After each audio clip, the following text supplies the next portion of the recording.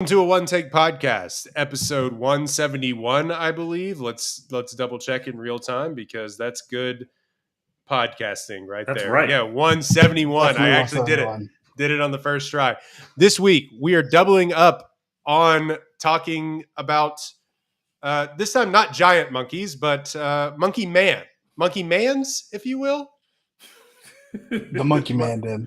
The monkey men. No, we are talking. We're doubling up monkey, and it is Monkey Man from Dev Patel on the podcast. Guys, I don't often say this, and I don't often start off with this, but we got one. We got We one. We're got back. one. We got We're one. back. Feeling restored. Yep.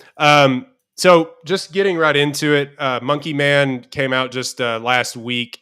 It is a long-awaited project from writer, director, star Dev Patel. Also written by Paul Anguwala, John Colley, and Dev Patel wrote the story for it. Rated R, 2 hours and 1 minute long. An anonymous young man unleashes a campaign of vengeance against the corrupt leaders who murdered his mother and continued to systematically victimize the poor and powerless. 7.3 on IMDb, 71 Metascore. Yeah, written, stars, directed by Dev Patel. Stars, Dev Patel. Sharlto Copley is the most recognizable face that I believe American audiences will know from District 9 fame. Also stars Vipin Shamra, Pitobash, Sikander Kerr, to name a bunch of others whose name, forgive me, I don't want to get wrong, so I'm not going to continue down this hole. This is, just to give back more backstory on this movie, was a COVID production. It was originally pitched, I believe, greenlit all the way back in 2019, was filmed.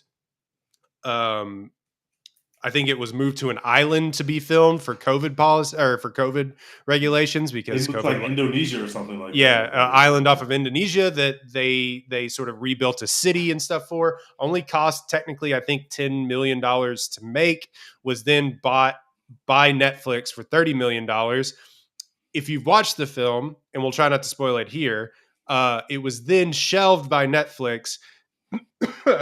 Maybe or maybe not because of the messaging of the movie, the politics of the movie, a lot of which are reportedly kind of cut down now, even in this version of the film. Netflix shelved it. They did ask, like, damn, what they shelved it for? Yeah.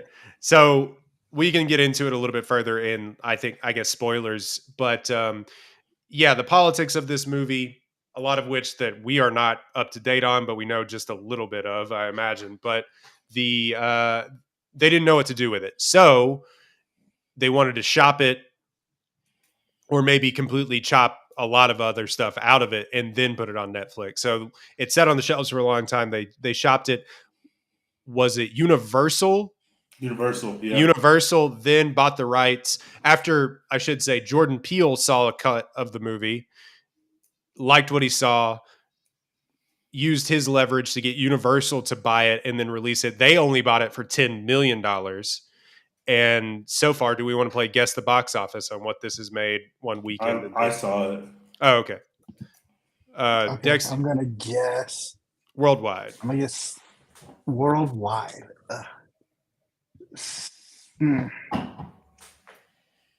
55? No, it hadn't been that good. It's 13 million. Shit. Oh, okay. Going up against an Omen film and a lot of other stuff that is actually still in theaters right now. And made its money back. Like that's, they made it. That's a great success. If we're just even talking about commercially, that's a great success.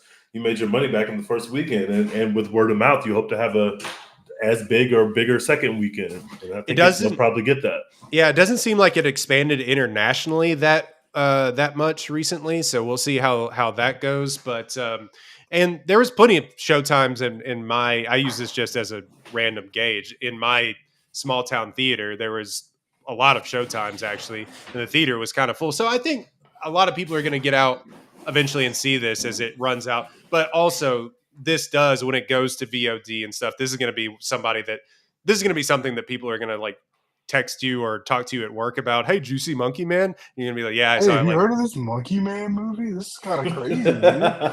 Not to be elitist, but that's going to happen. I know. Yeah, that's going to happen. And like you can always, I feel like you can predict it now, like when that's going to happen, because like we've done it a few times. Shit happened with The Menu, and we were like, "Yep, that's going to be one of those ones."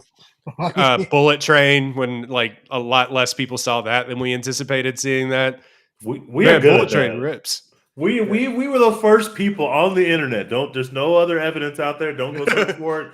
We were the first people on the internet to tell y'all, like, hey, this movie, The Northman, this shit is crazy. Y'all need to see this shit.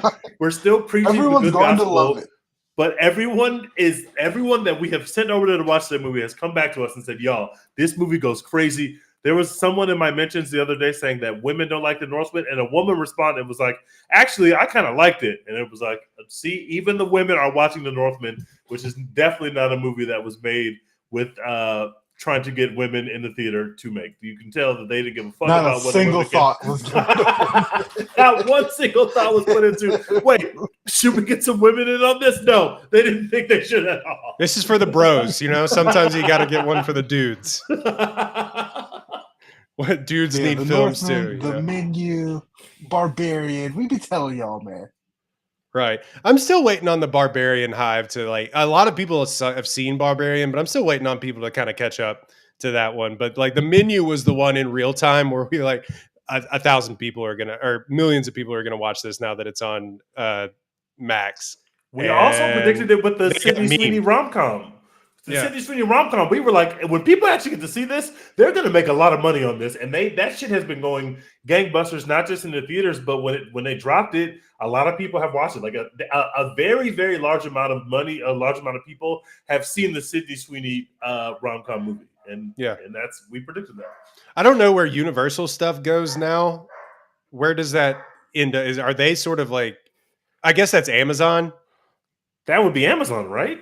Yeah. So I think they're like technically Amazon. Like Amazon gets like first dibs pretty much, but I think they also end up like other places sometimes. If this shit drops on Amazon, a lot of people are going to see this film. Mm-hmm. A lot of people are going to go watch this film.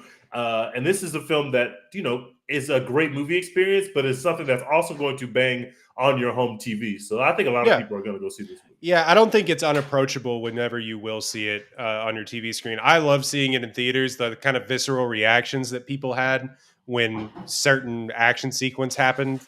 And there's a little bit of comedy in this movie for how heavy it is. But yeah, I think I like seeing it in the theaters, but I think you'll be able to watch this one on your couch. Monkey Man has a 95% on Rotten Tomatoes and 88% on Rotten Tomatoes and 83% audience score.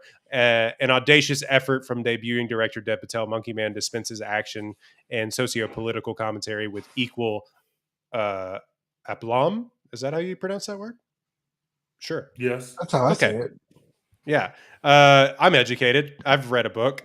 Anyway, Dex, let's start with you because we started with Tej last time. Talk about Two Monkey, Two Man. All the monkey men. Mm-hmm. This movie, I'm not going to lie to you. The first chunk of it, I was very confused as to what was going on. It felt like Dev Patel bit off more than he could chew. He was trying to do a little too much. You have like the wrestling scenes, which are cool, but it's like I can't really tell how that connects to like this underground human trafficking restaurant thing that we're doing, or what that has to do with his dead mom or whatever. R.I.P. It all feels a little all over the place, and like he starts doing drugs and I guess selling drugs and whatever. And it's like, I can't see how all these things are coming together. But then, about an hour into the movie, all the pieces start to fall into place. And you're like, oh, I get it now. Like, we're cooking here. We're doing something. And from that point on, after they finally get all the pieces on the board, and you can kind of see what we're doing, this movie picks up, and it just fucks. It's just so cool. Like, Dev Patel decided, I want to make an action movie that's about 8 million things at the same time, and I'm going to look like the biggest badass there ever was after I get my ass kicked for a little while, and everyone's gonna love it. And he's right, I love it. By the end of this movie, I was just like, hell yeah, brother, the entire time. I sent in the group chat.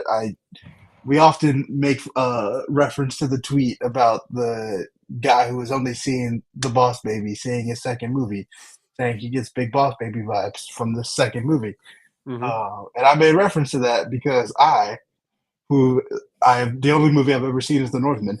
I got big Northman vibes from this. I love a good. I mean, it's kind of the same. A good revenge tale. It's kind of the same plot. Yeah, I love a good revenge tale, and that's what The Northman is, and that's what The Monkey Man is. Like it's The Northman meets Kill Bill meets Django Unchained. I love it. Like it's awesome.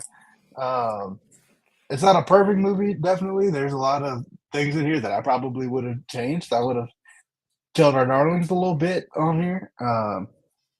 My man loved shaky cam. He saw all the Bourne movies and was like, I can shake the camera more than they did. And it gets very dizzying. And like I said, it takes a little while for some of the pieces to fall into place and like for it to make sense. But at the heart of this movie, it's a very simple revenge tale ultimately, and like it just works. The action sequences all work. You feel something for like the reason he's seeking revenge is like it makes sense. It's relatable. It's visceral. You feel it. And then how the movie ultimately plays out at the end is pretty badass. So I give it like I'm between a B and a B plus. But it's a super, super solid movie. I think anybody who watches it is probably going to, find a lot to enjoy here. And like my dad will see this movie in 6 months when it's on whatever streaming platform and be like, "You heard about this Monkey Man movie? This is pretty cool." And I'll be like, "Yeah, hell yeah." So I'll go with a B plus. I'm feeling generous right now, but yeah, this is a solid movie. Tej, what did you think, and what weight class would Dev Patel be in the UFC? Welterweight?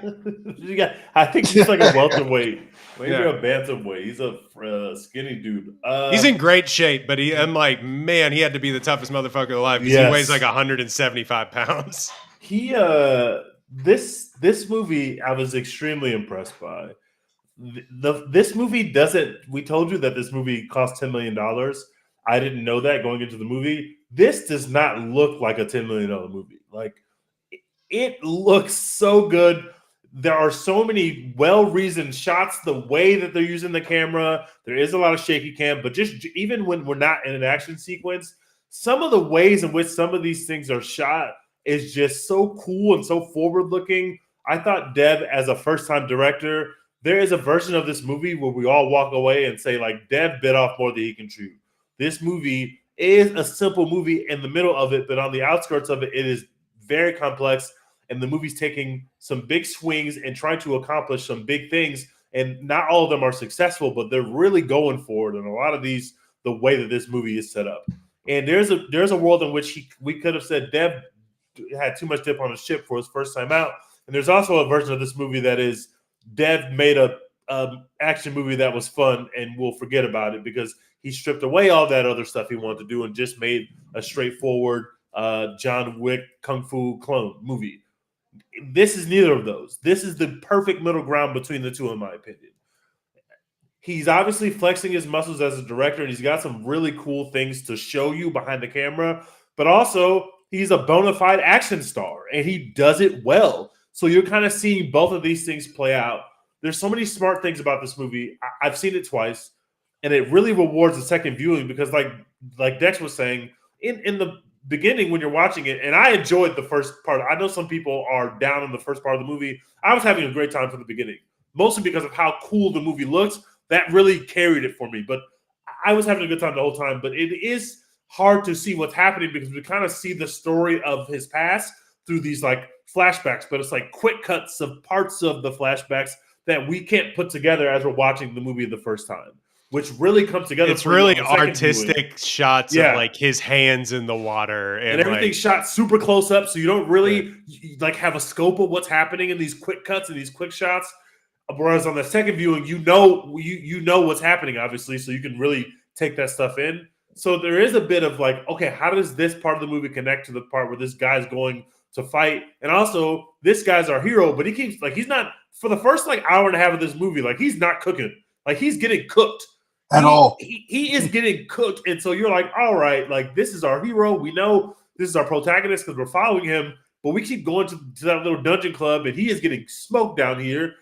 But he has on the coolest mask I've ever seen, but he's still getting cooked. So you don't really know how the movie fits together. And then when it opens the movie up and puts these two worlds that we've been seeing together, you're off and running. And some of these action sequences are legitimately jaw-dropping.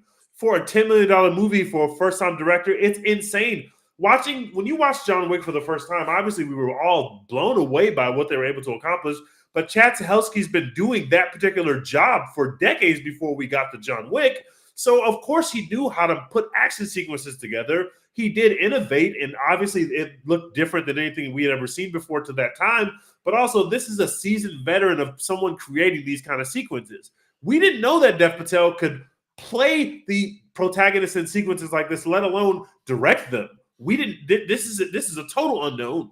We know him to be a talented actor, but that's it. So to see it come together and how cool some of these action scenes were, how fast they were, how gruesome some of this stuff looked. This is a gruesome movie, man. Mm-hmm. You got to look away from a couple stabbings and limb breaks and like knife work. Like it's a gruesome movie. Nose bites. Like literally people getting bit. Like it is a gruesome movie, but that stuff looks so real. And to see fighting filmed that close and also look that real is something that we've seen people with $200 million budgets fail at. And Dev Patel just did it with $10 million. I could not be more impressed with this movie. Do all the political things really come together and work? No, but I do think it works fairly well. I understand what he's trying to say. He made a complex action movie. He made an action movie that strove to be more than just a couple cool set pieces. And I think he was really successful in that. I really enjoyed it. The score goes crazy. The soundtrack is diverse as shit. You're hearing there's like 6 or 7 different kind of genres of music going on at the same time in this movie. There's rap songs, there's rock songs, there's indie and hip hop songs. It's like it's all over the place in terms of its soundtrack. There's soft rock happening. Like it's just weird shit. Like we have a whole sequence where we have basically a club sequence where the guy he puts the thing in the guy's cocaine. The guy sniffs the cocaine. He goes backwards on the couch and we shoot him from above. Like that kind of camera work and those kind of shots, I was just blown away by the fact that a first-time director was able to accomplish some of the things he did behind the camera. I couldn't have been more impressed with it. I gave it an A. I would love to. This is probably going to end up in this being a successful movie. He's already made his money back. He's going to get more shots, not only playing in action films, which he really wants to do, but also directing. And you're going to see him get a $40, $50 million budget to go make something else in this same lane, and it's going to be even better. I cannot believe this is his starting point. All hail Dev Patel. I can't say anything about the film that's negative in any real way. I gave it an A. I really enjoyed it. I'm interested to see. I gotta say,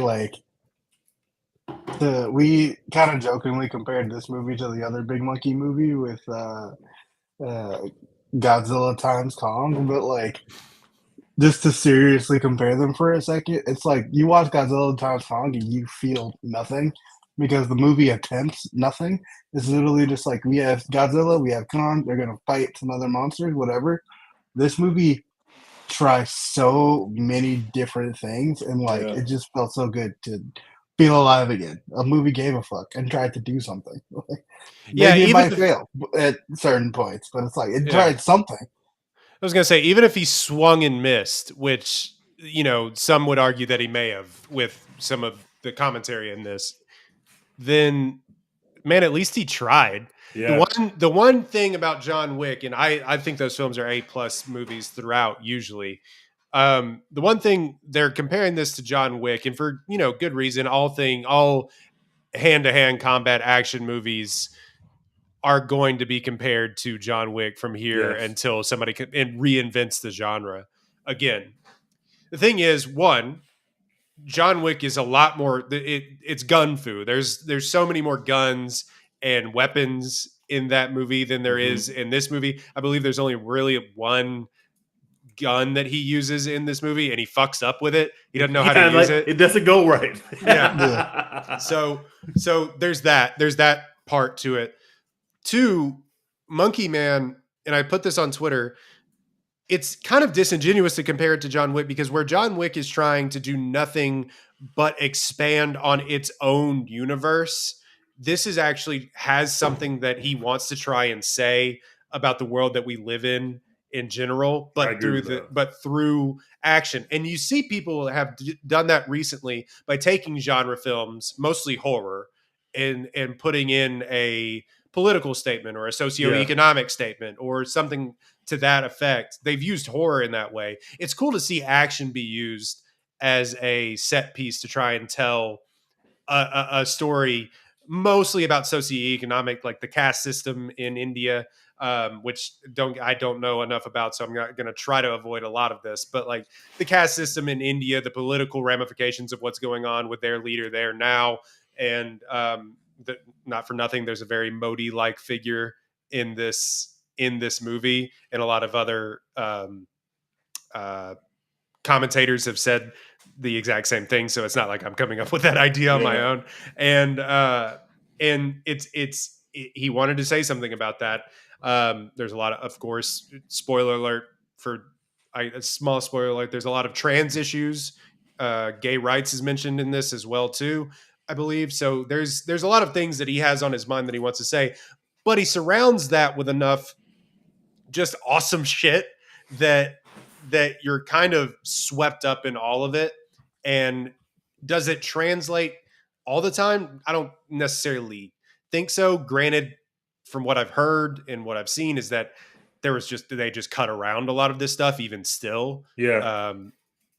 Even after Netflix let it go. So it's interesting that it was still a lot of that stuff in there for what he got in there. There's probably a cut of this movie that is probably 2 hours, 30 minutes long, 2 hours, 45 minutes long. And apparently he has thanked Jordan Peele for, helping make his movie actually flow a little bit. There's been a commentary that this is chopped to pieces a little bit. And I don't necessarily see that. To me, I think it was, I don't either. Yeah. To me, I thought it was finely edited. I don't necessarily understand that criticism. Maybe if I go back and watch it with a more trained eye, I think after seeing it for the first time, I would maybe agree with that. But I thought it flowed perfectly well. There is some shots where you're like disoriented about where they are in the space. Mm-hmm. So I agree with you, Dex, on that. But overall, I thought the story made sense once you kind of got through the second act, and especially into the third act where it's balls to the wall nonstop. But there's just the whole 10-minute action sequence of him trying to get revenge for the first time, failing, and then leading the cops on the chase until he gets injured is some of the best movie making that I've seen this year. And I don't say this very often. I don't really this is the coolest film I think you're going to see this year. I really believe that. Furiosa is coming out in a couple of weeks, so we'll see. But I think this may threaten to be like the coolest film that you're going to see, just based on what he had at his disposal, what he was working with. First time director, taking a swing this big is in your first directorial debut is awesome. Really shocking. A lot of people don't try to do action films as their first because they're hard. They're hard to do. Yeah, like people might turn their nose down at action movies, but they're incredibly hard to do. That's the most physical stuff you're going to do on a movie set, period, in terms of how you have to get it to look physically right. And if you can spend all the money in the world and have all the best actors in the world, but the fight scenes don't look good, we don't care about the other shit. We want the action, and these fight scenes feel real. Those scenes in the pit are being shot so close. That's hard to fake the camera out, bro. It's not easy to make it look like people are fighting and part of that reason is because, like you said, which is something that helped market the film, they were really in there fighting. They were being injured. He broke his hand. I think he broke his wrist. He had a rib injury. Like there's a physical nature to action movies that if you turn your nose down to the genre, that's fine, but the physical nature and the toll it takes on the body should be respected of the performers, and they were able to accomplish very realistic looking. In the fight scene with the axe where he misses and hits his homeboy with the axe, like that shit looks so real. I've seen this it twice now. That shit looks like an axe literally entered that man's face. It looks so real. It's jarring. It's horrifying. Yeah, it's spectacular. I'm at an A minus. A fight like through the whorehouse or whatever. That shit. Leader in the clubhouse for favorite fight scene of the year. Yeah, they were cooking in there, bro. I'm at an A minus right now.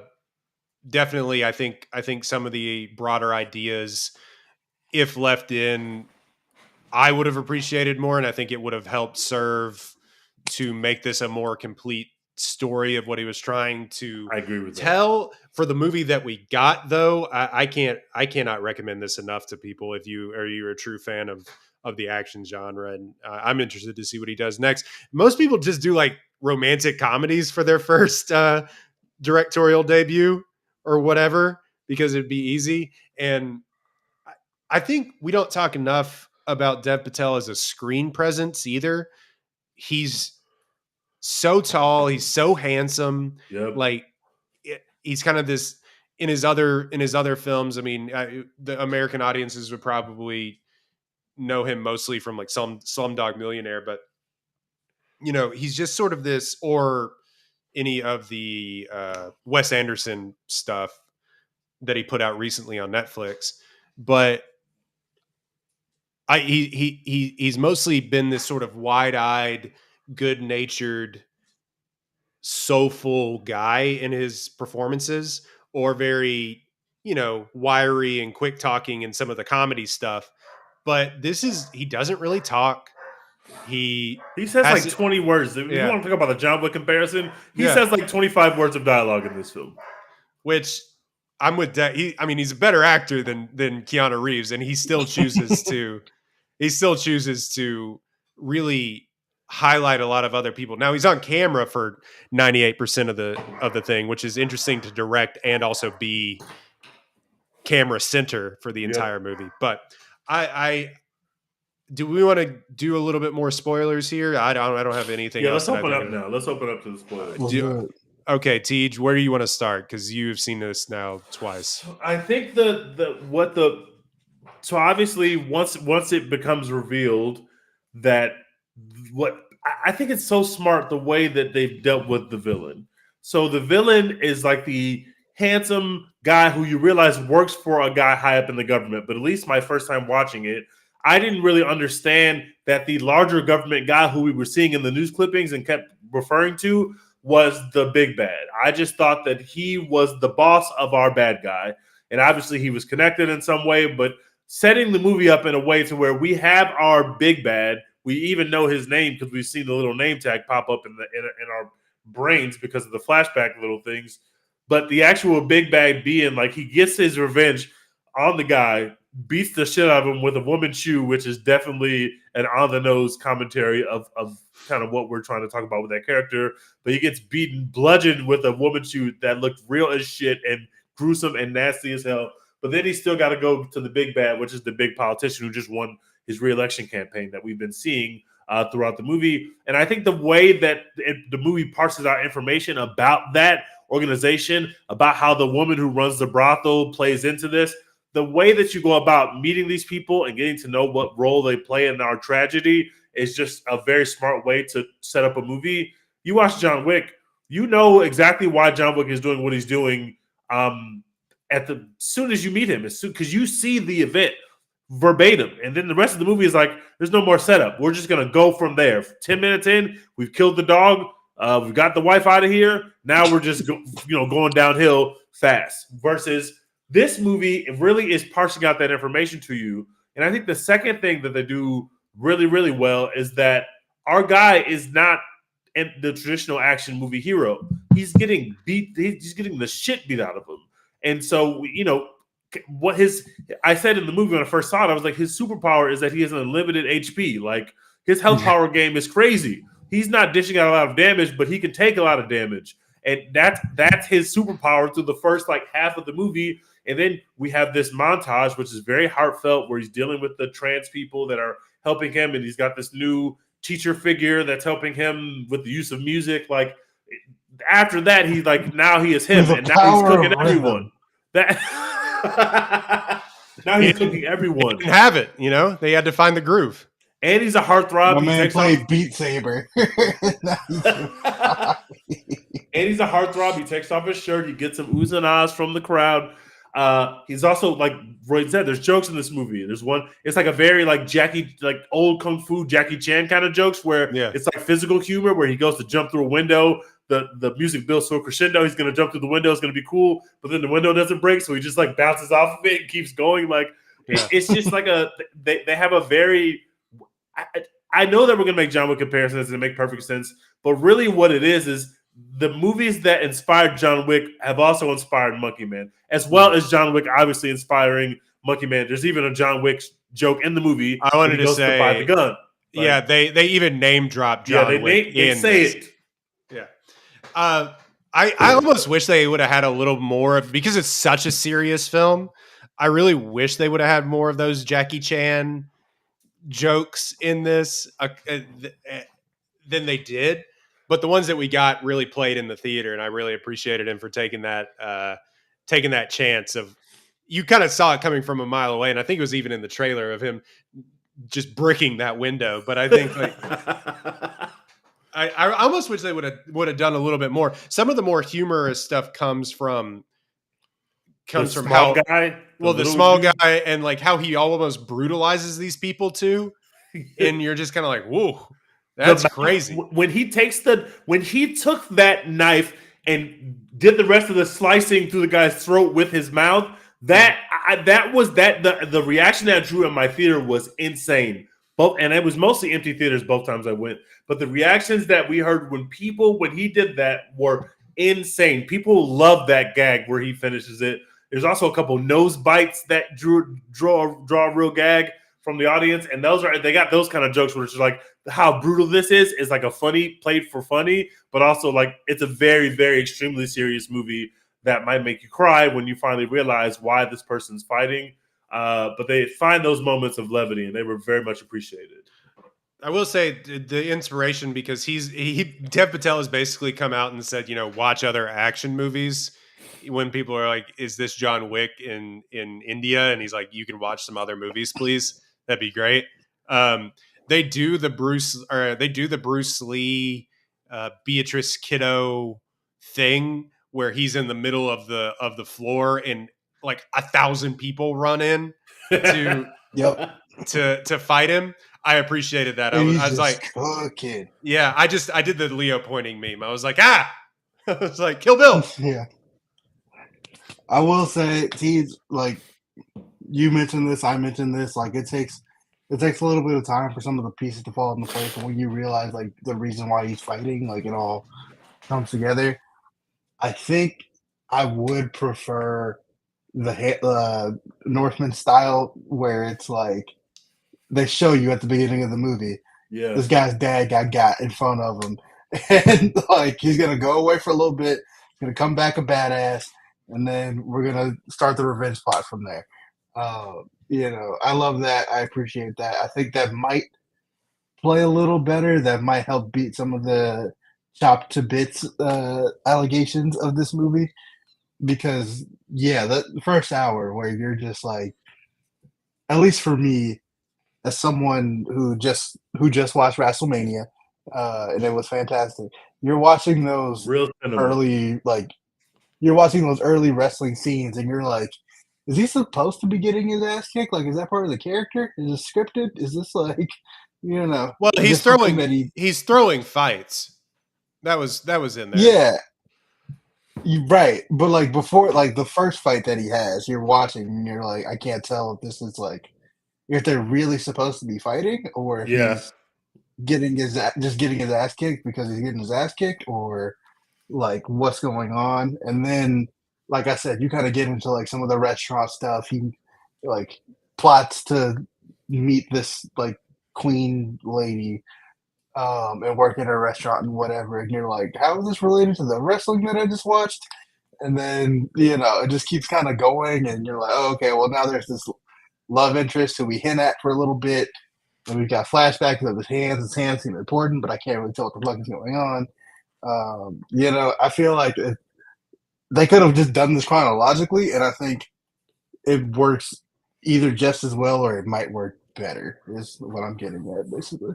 The love interest thing is one of the things where you could see that the movie has been edited because you don't really return to it. They have one kind of scene where they have a couple words of dialogue together. Literally, he says like 5 words to her. And then all of a sudden, she is there for the big moment where he finally takes the big risk that he takes, which is he's going to attack this guy that killed his mom. He's going to attack him. First, he's going to give him a bad shot, so he's got to get him in the bathroom alone. We've seen bathroom fights in many action movies before, so obviously he knows that what he's evoking from you when they walk into that bathroom. But in the movie's fashion of fashioning this guy as the underdog, he botches it. He's got a gun. He's got him in the bathroom. The guy's coked out of his mind. This is the time where we're going to get him. He puts bleach in his and coke. He still can't get the job done because he's our underdog. There's even a moment in the movie where we first realize he's going to throw a fight for the small gangster dude. He says the monkey will win the first 2 rounds, and then in round 3, the monkey's going down, right? Then we cut to the fight right after that. We see that our little gangster guy who's going to bet on the fight is at the fight. But we don't see the first 2 rounds. We are dropped into the 3rd round where Monkey Man is getting cooked. So he's hiding the fact that Monkey Man is going to be him. We all know Monkey Man is going to be him because we've watched 1,000 action movies. We know the movie's called Monkey Man. We know Monkey Man is going to be him. But for the first 2 acts of this movie, they really hide that stuff back. They show you that he's got some skills fighting, but all we've seen him do is really get beat up and mess things up. So that frames him in a certain way to where when he goes on this hero's journey and he glows up, he becomes him. Now we're even more invested, and that makes it very different than, say, a John Wick, because John Wick was him before we got there. We don't even know how John Wick got his powers when we first see him, but we know from the first fight scene where they break into his house, he is him. He is already John Wick. He's only going to continue to be him. Monkey Man is not him when we meet him, which means we go on the journey of him becoming him with him. That creates for just a great narrative. That I think the movie is just very, very well written, and I know that's going to go unappreciated because it's an action movie. No one ever talks about the writing in action movies, but I think it's really perfectly written to unveil parts of this character and parts of this world as you go along. And like I said, watching it that second time really congealed it all together for me because I knew what was happening and I got to really appreciate how they told the story as opposed to what story they were telling. And I just think it's a very smartly written movie. It'd be cool to see if they made another one of these movies, although, because I'm always down for a sequel, but also I kind of want them to leave it where it is. And he died, so hopefully that means that we're not going to revisit this character. Let him be dead. We could just make something like I like. Part of what's cool about this is that we get on here. We can not us because we love everything. We like the slop, but people who watch 7 or 8 movies a year get online and they complain about the fact that there's no original ideas in Hollywood and everything's a sequel and everything's a reboot and everything's a. This is an original movie with an original idea that you've never seen before. So hopefully we can get back in that bag and we can make it another action movie. We can use the same people even, but let's just make it a different original story. Let's get some more money in there. Let's get some more actors in there. Let's get some more actors in there. Let's keep it going. But we don't have to make a Monkey Man 2. Please don't make a Monkey Man 2. Just make the next iteration of whatever Dev Patel has in his head. He has the sauce. Bradley Cooper has the sauce. Just let these people cook, bro. Just let Bradley Cooper cook. Just let Dev Patel cook. These people have the sauce. Trust. Don't limit them by trying to make bullshit sequels. We don't want Maestro 2. We don't want a Star is Born 2. We want the next Bradley Cooper project, bros. I think those have pretty finite endings. What would Maestro 2 be about? Yeah. His tutelage of life. When he goes to that club and he's hanging out with that dude at the end, and we'll just have like an hour and a half of him being in clubs, being the old man in the club. No, yeah, his tutelage of Lydia and Tar. My show is just a Tar sequel. Tar prequel, yeah. No, my final thoughts on this are that Dev Patel should be James Bond. Thank you, and stop being racist.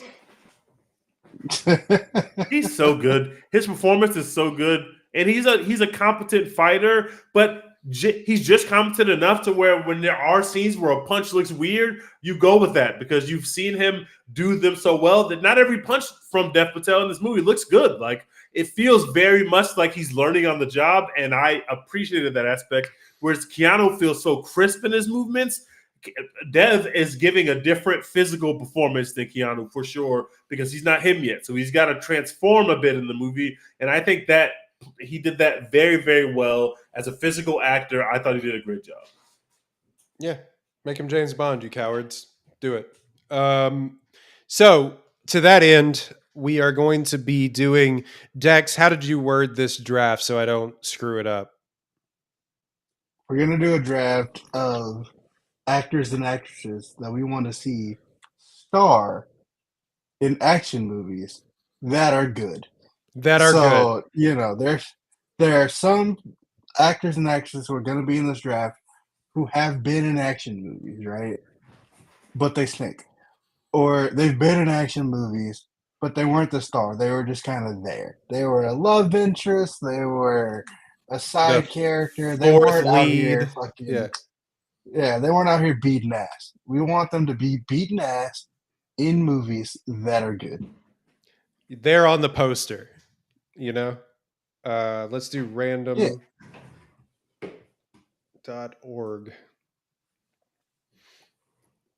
Okay. Damn it. Don't give me the first pick because y'all not going to like my first pick. I'm going to send the draft off the rails immediately. Okay. It's going to be chaos immediately. Jesus. Okay, let's see. List randomizer. Dex. Royden. Tej, live podcasting, by the way. Again. Randomize. Dex Tej Royden. So yeah, real great list, right. random.org. Dex gets the first pick again. Do you want to do 4 picks or 5 picks? 5 picks? 4? Okay. 4. Let's do 4 picks each. Dex, first pick.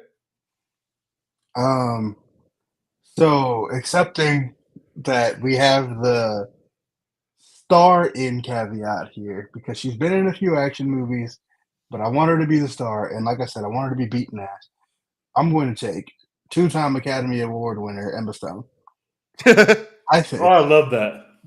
I think that a gritty action movie starring Emma Stone beating ass would be just incredible cinema because she now, at this point in her career, is incapable of making bad films. She got all that out of her system years ago, and she can no longer make bad films. What was her last bad film? I mean, wasn't she in that like Matthew McConaughey foolishness, like Gold or whatever it is, Fool's Gold? That wasn't her. Whatever it was. Last bad movie she was in was, I mean, I guess like Zombieland Double Tap.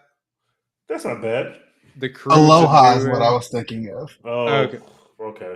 Yeah, that's fair. That's what like truly bad movie. Aloha, I think that actually wins. Is she too quirky, too quirky millennial to be in an action movie?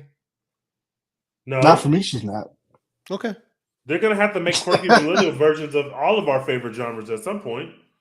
That's fair. I didn't think Dev Patel could probably be this guy until he was, but you know, so. All right, Teach. My first pick is easy. You know who I want to see in an action movie? Meg Thee Stallion. That's what I want to see in an action movie.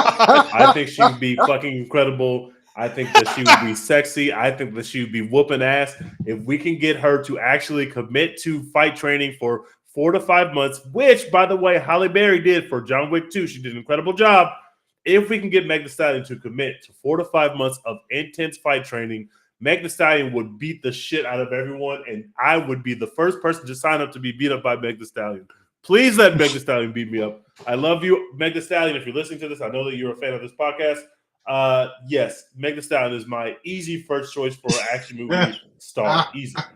What would the name of that be? Kills some dude with a fucking horse whip, and then it's just like, We can even make the villain look like Tory Lanez. We could make it. We could get to evoke real emotion. She could beat the shit out of our Tory Lanez looking villain. I'm in. Meg Thee Stallion has a SAG-AFTRA card. She is in the She is union. in. Let's get it Did popping. either of y'all see that movie she did with Dix the musical? I didn't see Dix the musical. No, I did it didn't see get good She-Hulk, reviews. Though. Yeah, that counts. she twerked on She-Hulk, so that she was. Did. She was also in Tej. By the way, she's in the Mean Girls musical that you haven't seen. Oh, I thought she just made a song for it. I know she was in it. She's in it a couple times as like cameos. Yeah. Oh God, that's a good woman. She was nowhere near the set. They had her like film it on a cell phone and send it in. My first pick is Daniel Kaluuya. That's fire. He has it in him. Now he's been in Kick-Ass as a sidekick or a side character. Also, I mean, of course, in Black Panther, in Widows, and Widow. But like the star of an action franchise movie, give me Daniel. Now he doesn't seem like the kind of guy that wants to make franchise movies. Daniel, there's some money I in it for you, brother. I honestly can't tell you what Daniel Kaluuya wants. That's fair. That's also fair. Yeah, I can't get a read on him. Why can't we get a spinoff from Widows where he just plays the character he played in Widows and we just follow him around for an hour and a half? That sounds like real cinema. He crushed that scene in the gym. Is still one of the greatest movie scenes that I've ever seen. Daniel Kaluuya is him. He could body an action movie. Let's just do Widows Part 2. More Widows. Let's do that. Widowers. Turn that shit up. Widowers with starring Daniel Kaluuya. And Brian Tyree Henry. We could get the whole gang back together. Okay, I guess I can't go with my second pick. That's unfortunate. I didn't go far enough back in his filmography. I want to say I'm going to bring him out of retirement for, let's see, what is my guy's name? Hold on. This is stupid because he's like the greatest actor of all time. Daniel Day-Lewis, come out of retirement to make your action movie, King. Do we believe that he's really retired? I don't know, because he's like not 60 yet, you know? I guess if you want to, like, I don't count Last of the Mohicans as an action film, really. It's more of like a historical epic film. There's some great action in it, but I would, dude, Daniel Day-Lewis trying to do a really silly character in the middle of an action movie, do it. Why not? Anyway. I do think he is really retired though, because at this point it's like for who, for what?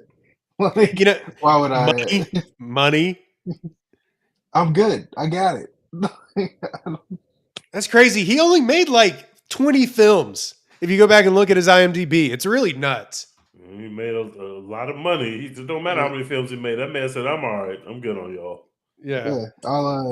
I'm tired of Cameo account if I really need some paper. Yeah, I'm tired of being a. I lied. He's in his 60s, but I'm tired of being learning to be like a cobbler for 12 months before I go and do a role.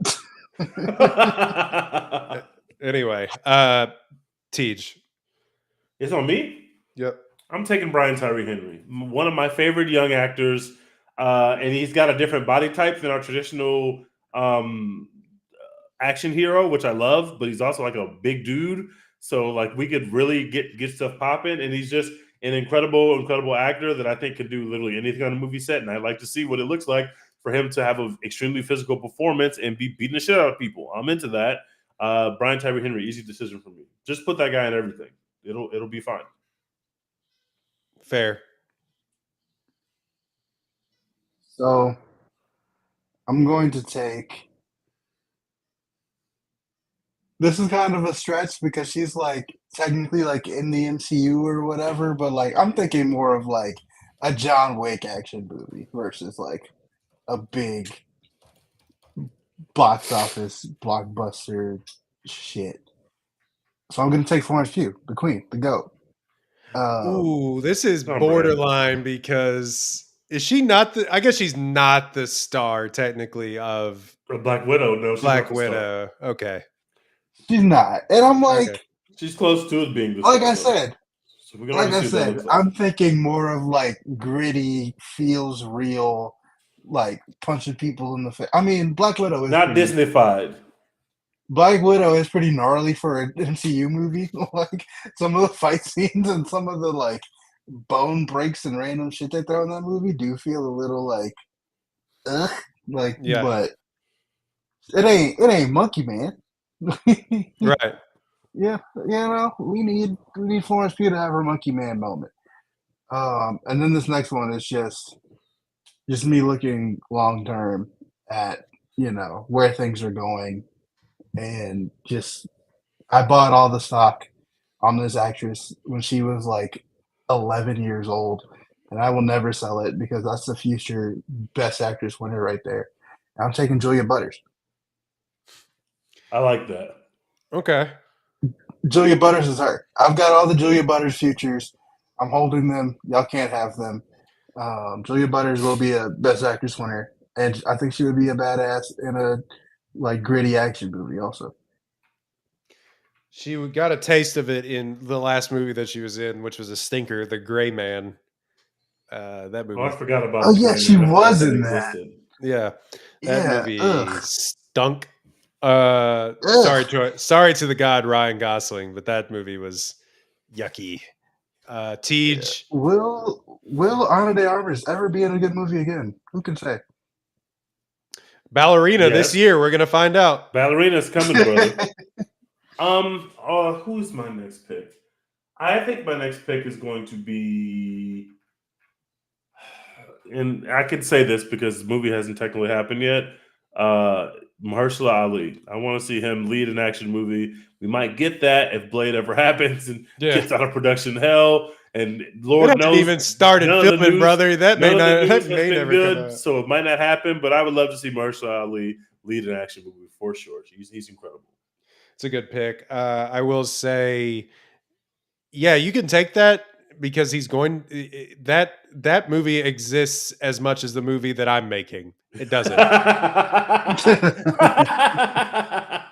I have made as many movies as the Blade team has made. That's so true. I have made as many Blade movies as the Blade team has made. How about that? My next pick, and this is just betting on talent. It'll be interesting. It would be interesting to see, but I think Saoirse Ronan doing something down and dirty. Okay, I would like that. I'd watch Saoirse Ronan do anything.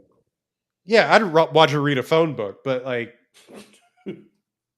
wait, was she in? Damn it.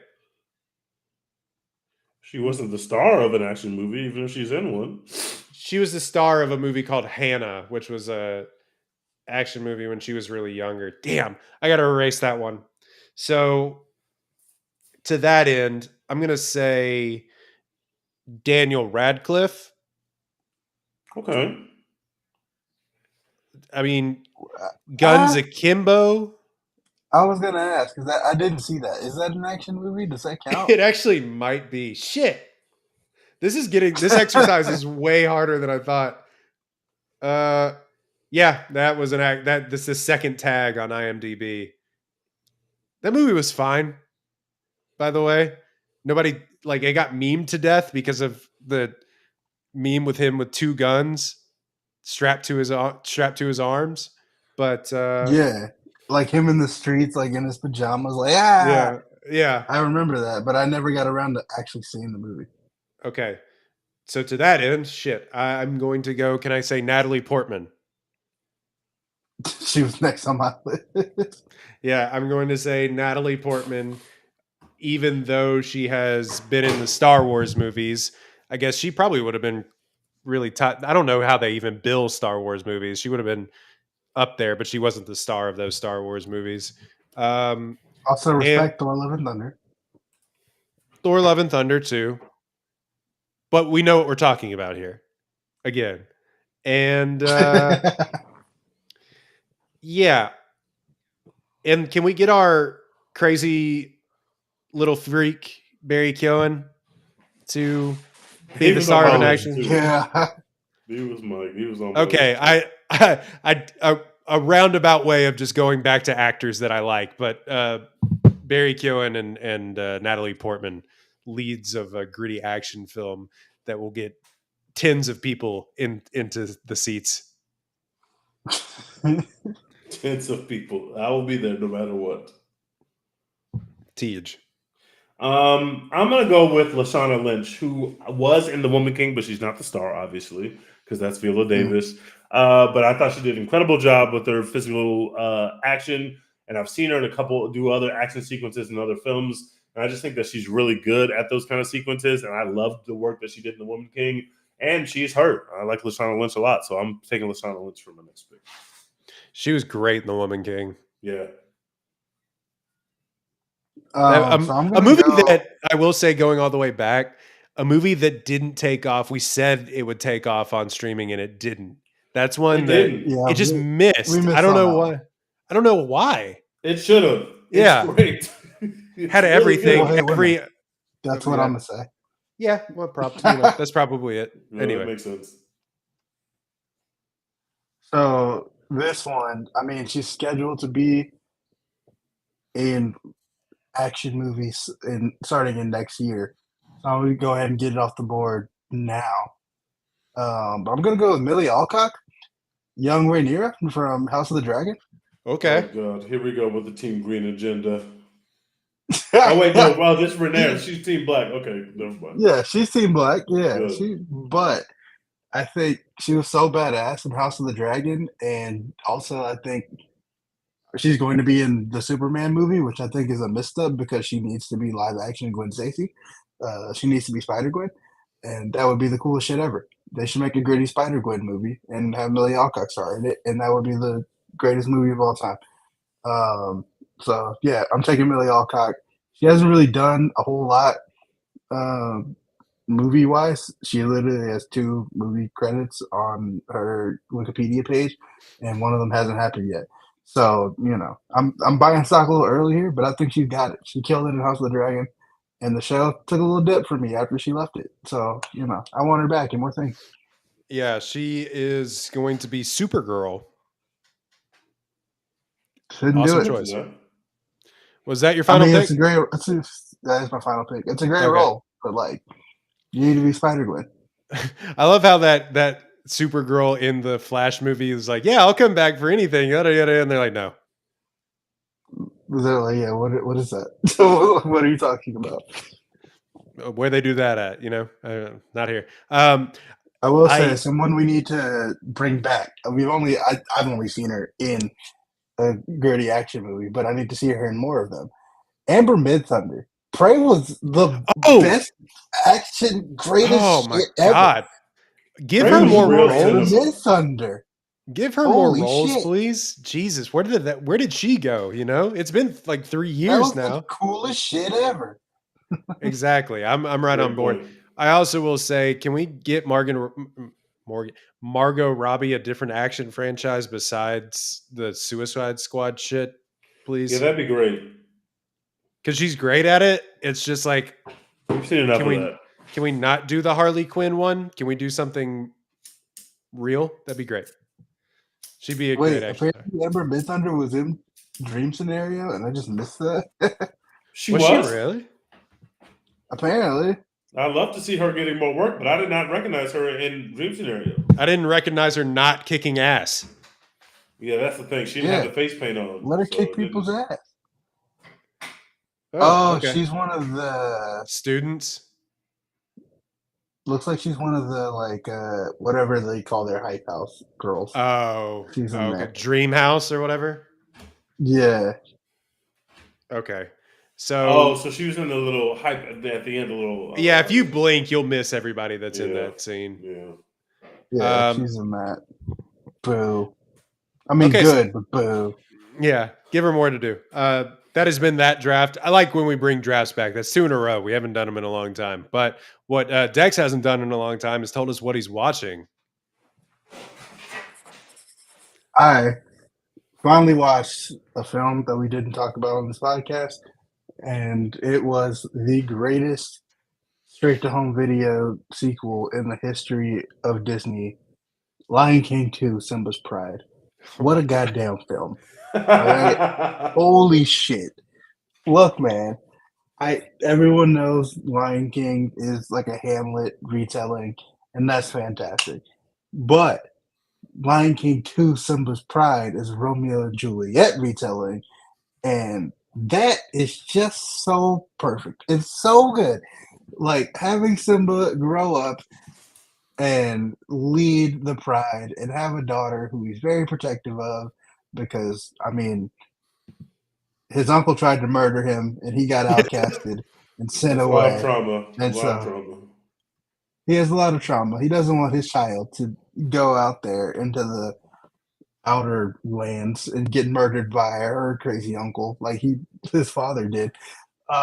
It's just fantastic. And then the villain in Lion King 2 Simba's Pride, Sira, I gotta say, more compelling to me than Scar as a villain. I'm gonna take it there. Wow. Damn. I'm gonna take it there because Bold her statement. whole like I know she's like a Scar acolyte. She's a Scar disciple, but it just works for me. Her being crazy and literally raising a child his entire life to try and murder Simba because she's that devoted to Scar and getting revenge. It's just so good. The songs are good. The love story at the center of it is good, and also just like deception. Disgrace. It's so good. I love that movie. It's the greatest straight to home video sequel in Disney history. I won't call it the greatest sequel in Disney history because like all the subsequent Toy Story movies exist and Yeah. all of that kind of stuff. But in the like straight to video realm, you cannot beat Lion King 2 Simba's Pride. You should check it out. It's on Disney Plus. I've seen it. If you haven't seen it in a long time, watch it again. And then watch Lion King 1.5. Why did you watch? Why, out of all the stuff, why was that on the docket? Because I honestly just could not get deception, disgrace out of my head. And I was like, I have to watch this movie again to see if it's any good. And it is. There are people watching this that might not know what straight to video even means. That's an outdated term. That's actually crazy. Yeah. That term doesn't make no sense anymore. What do you mean straight to video? Straight to video. I didn't realize how old that movie was. Yeah, it's really old. I just remember it as a kid watching it. That movie first came out in 98? 98. That's crazy that they didn't put it into the theaters. They didn't. Why would they? They had some restraint back then. I guess so. They had some some wherewithal. Yeah, because the movie's really good. So it's not like it's like, oh, we made this, but it stinks, so let's not put it out. The movie's actually good. Let them make a Luca 2. That shit's going to theaters right now, is what I'm saying. No matter how bad it is. Yeah. They're putting Luca 2 right in theaters. They don't give a fuck. Yeah. 2 turning 2 red is going to theaters, brother. Yeah, exactly, is what I'm saying. That is like, even if it would, we're going to go to Disney Plus in like 2 weeks, it's still going to get a theatrical run. That's crazy that DVD and VHS sales were that lucrative that they were like, just put it straight to that shit. Yeah, we'll make our money. We're fine. That's crazy. Skip the middleman. We'll put this shit in Walmart immediately, and children around America will walk through the store and see it and be like, Mommy, I want it. I had it. I had the clamshell. Yeah. I definitely did. That's crazy. Also, that final fight scene where like the evil lions in this movie look so badass. They're like all sleek and shit. This is a lot of talk about Lion King 2. I want to go back and watch it now. That's just, I remember it being good. It's so good. This is so much talk. You've had weeks and weeks of here about just saying I'm just watching wrestling, and now you're like, so no, guys, you got to remember Simba's 2. Yeah, Simba 2, Lion King 2. That's the one. Go watch it. It's a easy breezy hour and 20. It's so good. That's funny.